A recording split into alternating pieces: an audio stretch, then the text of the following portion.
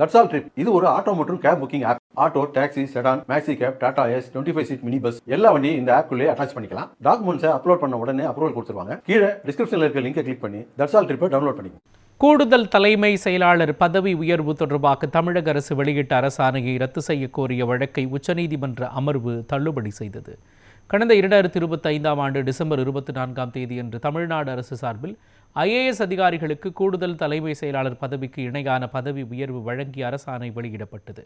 ஆனால் கூடுதல் தலைமை செயலாளர் பதவிகளை நியமிக்கும் விதிகளுக்கு முரணாக நிர்ணயிக்கப்பட்ட எண்ணிக்கையை விட IAS அதிகாரிகளுக்கு கூடுதல் தலைமை செயலாளர்கள் பதவியை தமிழ்நாடு அரசு வழங்கியுள்ளதாக கூறி ஓய்வு பெற்ற IAS அதிகாரி பாலகிருஷ்ணன் உச்சநீதிமன்றத்தில் வழக்கு தொடர்ந்தார்.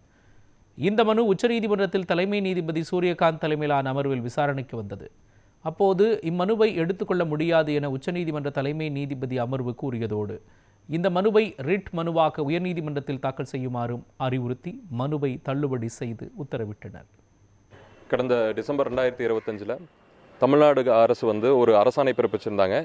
7 IAS ஆஃபீஸர்ஸ் 1995 பேட்ச் IAS ஆஃபீஸர்ஸை சீஃப் செக்ரட்டரி கேடருக்கு ப்ரொமோட் பண்ணி அந்த ப்ரொமோஷன் ஆனது சென்ட்ரல் கவர்மெண்ட்டோட கன்கரன்ஸ் இல்லாமல் நடந்திருக்கு. சென்ட்ரல் கவர்மெண்ட் எக்ஸ்பிரஸாக அந்த ப்ரொமோஷனை ரிஜெக்ட் பண்ணி அவங்க அனுப்பிச்சிருக்காங்க. எதனாலனா ஆல்ரெடி கேடர் ஸ்ட்ரென்த் தமிழ்நாட்டில் அதிகமாக இருக்குது.